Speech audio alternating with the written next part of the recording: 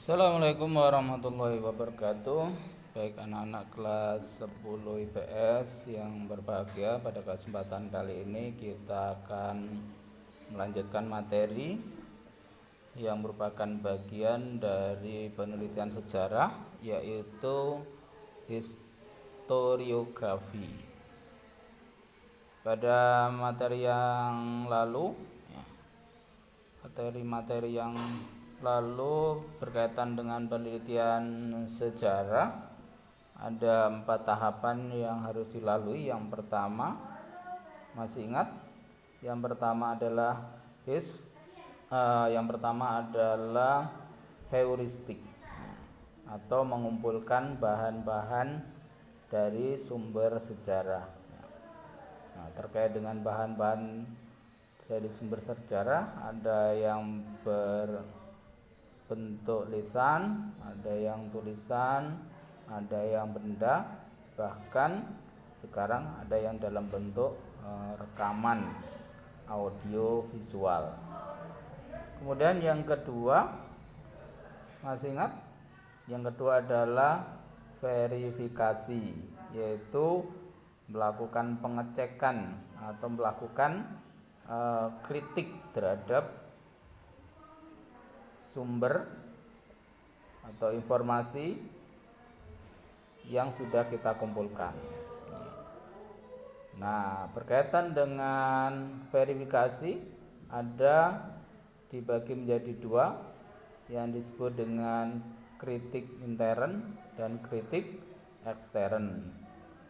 Kritik intern adalah kritik dari sumber sejarah yang berkaitan dengan isi dari sumber sejarah itu. Yang kedua, kritik ekstern berarti berkaitan dengan bahan dari sumber sejarah itu. Contohnya misalnya teks proklamasi.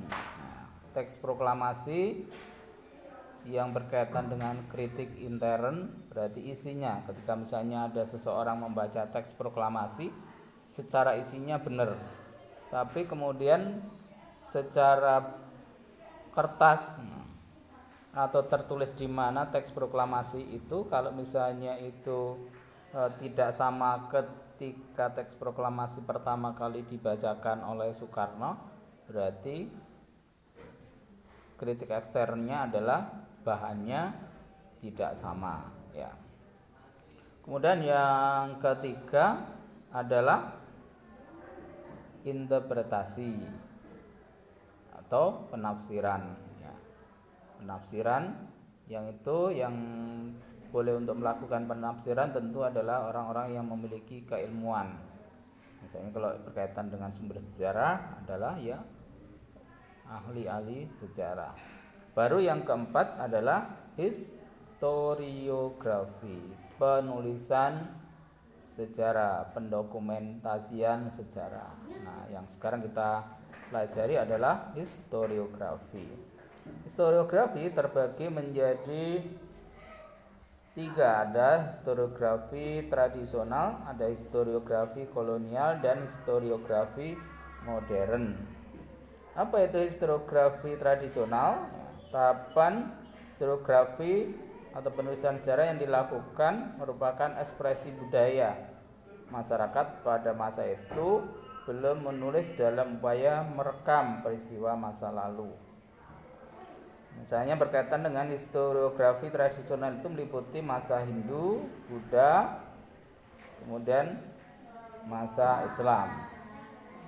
Historiografi masa Hindu-Buddha, ciri-cirinya ada 3 di sini, silakan dibaca, ya.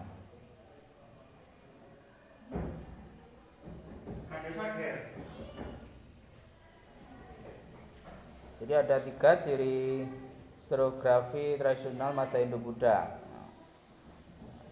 Karya historiografi masa Hindu-Buddha, ada yang berhubungan dengan tulisan atau sastra, ada Pararaton, Mahabharata, Ramayana, Babat, Arya Tabanan, ada Negara Kertagama, dan juga masih banyak yang lain. Apa isi-isi dari sastra atau kitab-kitab itu? Silakan dipelajari atau dicari dalam kesempatan yang lain. Yang berikutnya, historiografi tradisional masa Islam.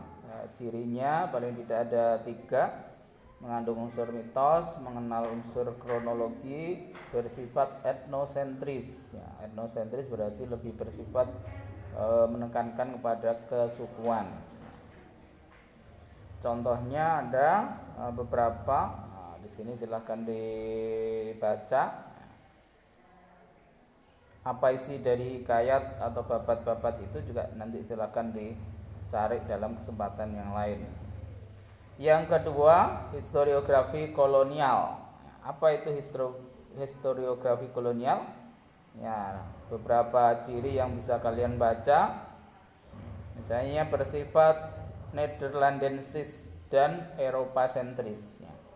Nederlandensis berarti lebih bersifat untuk kepentingan Nederland atau Belanda. Eropa sentris berarti lebih cenderung condong ke Eropa. Kemudian bersifat mitologis, mitosnya. Berarti ya cerita atau karang-karangan tulisan yang sebenarnya tidak bernilai sejarah, hanya cerita, tidak ada bukti sejarahnya. Bersifat subjektif, subjektif berarti ada unsur-unsur penambahan dari penulis atau yang membuat, mengabaikan sumber-sumber lokal. Kelima, hanya mengisahkan orang-orang besar, ya, tokoh-tokoh besar, dan bersifat diskriminatif, membeda-bedakan terkait dengan satu orang, masyarakat orang satu dengan yang lainnya. Kekuatan historiografi kolonial bisa dilihat ada 3 paling tidak. Kemudian ada kelemahan historiografi kolonial. Yang pertama, subjektivitas tinggi. Subjektif, lawannya adalah objektif. Ya, subjektif tadi dia cenderung berkaitan menyesuaikan kepentingan penjajah atau kolonial. Kurangnya data kualitatif, data yang bersifat deskripsi atau uraian.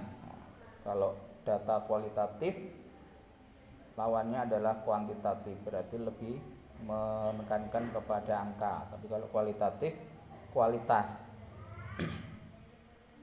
Dan sumber lokal. Yang ketiga, sumber terbuka masih terbatas. Contoh karya historiografi kolonial, ya, ini banyak sekali, ya, silakan dibaca. Dan tulisan-tulisannya itu ya lebih banyak berbahasa Inggris dan juga berbahasa Belanda, ya. Kemudian yang ketiga, historiografi modern. Pengertiannya adalah karya-karya sejarah yang ditulis oleh penulis atau sejarawan dengan metodologi kritis dan modern, dengan ciri-ciri paling tidak ada 5: bersifat Indonesia sentris. Indonesia sentris berarti lebih mengutamakan untuk kepentingan Indonesia, kepentingan nasional. Bersifat metodologis. Metodologi berarti mengacu kepada metode dalam upaya untuk menyusun sumber-sumber sejarah. Bersifat kritis historik. Kritik historis, melakukan kritik, ya, tadi sebagaimana di awal ada kritik intern dan ekstern. Menggunakan sumber-sumber kolonial dan lokal. Dan yang kelima, para pelaku luas dan beragam. Jadi ya penulisnya yang menyusun ya tidak dibatasi, artinya siapapun, terutama orang-orang yang memiliki keilmuan. Historiografi modern ini dilihat dari segi kekuatannya ada beberapa, paling tidak ada 3. Kemudian ada juga kelemahannya. Kelemahannya paling tidak juga ada 3, silakan dibaca. Contoh karya historiografi modern. Baik itu, terima kasih, dan ada beberapa pertanyaan yang perlu untuk kalian jawab. Yang pertama, sebutkan tahapan dalam penelitian sejarah. Yang kedua,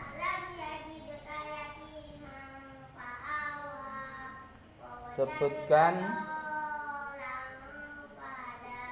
contoh dari historiografi tradisional. Yang ketiga,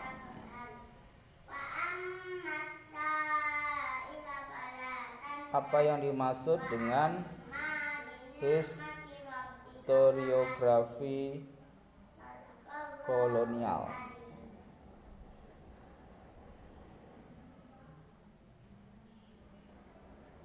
Baik itu, terima kasih, semoga bermanfaat. Assalamualaikum warahmatullahi wabarakatuh.